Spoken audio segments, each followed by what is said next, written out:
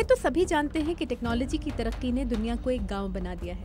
ہم کیا کھا رہے ہیں، ہم کیا کرنے والے ہیں، ہمارا اب سے 2 گھنٹے بعد کیا کرنے کا ارادہ ہے. ہر کام جو ہم کر رہے ہیں وہ ہزاروں میل دور بیٹھے سائبر دنیا کے کسی دوست کے معاملات پر اثر انداز ہو سکتا ہے. یہ ہے آج کی ٹیکنالوجی سے لیس دنیا.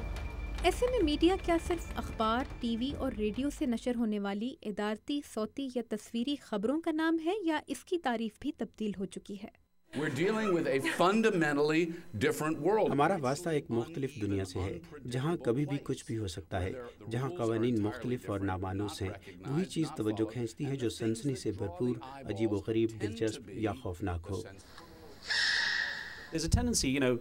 اگر ایک شخص دھماکہ کرنے کی نیت سے جہاز میں سوار ہوا تھا تو اگلے چند منٹوں میں ٹیلی ویژن پر ہر زاویے سے اسی بارے میں بات ہو رہی ہوگی. ضروری نہیں کہ وہ حقائق پر مبنی ہو، وہ کسی کی ذاتی رائے ہو سکتی ہے، لیکن خبر اب میڈیا سرکس بن چکی ہے. میڈیا کے بعض ماہرین کہتے ہیں کہ امن یا جنگ میں سے اپنے اپنے معاشروں کو کچھ منتخب کرنے کی ترغیب دینا میڈیا کے فرائض میں شامل نہیں. مگر کیا دنیا بھر میں خبروں کی ترسیل کا ذریعہ بننے والے ادارے ایسا ہی نہیں کر رہے؟ یہ بہت اہم بحث ہے کہ میڈیا کو امن قائم کرنے کے لیے کام کرنا چاہیے یا نہیں. میں بی بی سی کے روایتی اسکول سے آیا ہوں، اور برطانیہ کے قانون میں بھی یہی ہے کہ صحافی کو خبر پر تبصرہ کرنے کی اجازت نہیں. اخبارات کا معاملہ الگ ہے. براڈ کاسٹ جرنلسٹ کا کام حقائق فراہم کرنا اور عوام کو یہ حق دینا ہے کہ وہ خود فیصلہ کریں کہ صحیح اور غلط کیا ہے. یہی میرے خیال میں اصل چیلنج ہے.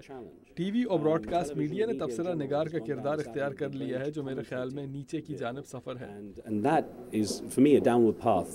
فیس بک ہو یا ٹویٹر یا پھر اس جیسے نیو میڈیا کہلانے والے ٹیکنالوجی کے وہ لوازم جو انسانوں کو ایک دوسرے کے قریب لا رہے ہیں، حقیقی صحافت کی راہداریوں میں اپنی عمریں بسر کرنے والوں کے مطابق ان کا کام پیچیدہ تر بنا رہے ہیں. تو کیا اطلاعات کی ترسیل کے نئے ذرائع حقیقی صحافت کی قدر کم کر رہے ہیں؟ امریکی صحافی ماروین کالب کہتے ہیں کہ صحافت کو آج اپنی آنکھیں زیادہ کھلی رکھنے کی ضرورت ہے. نیو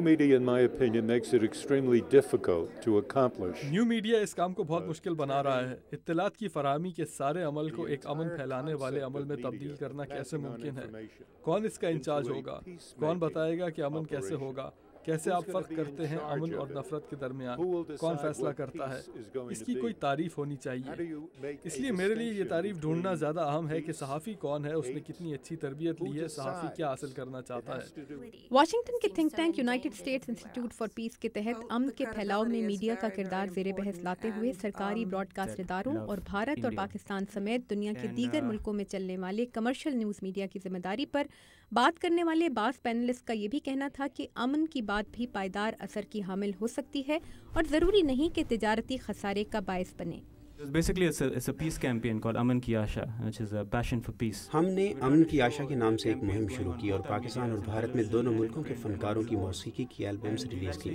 ہم امن کی بات کرنے والوں اور انہیں جو سمجھتے ہیں کہ امن کی بات کی قیمت بہت زیادہ ہوتی ہے، ایک جگہ جمع کر کے ان کی بات سمجھنے کی کوشش کر رہے ہیں.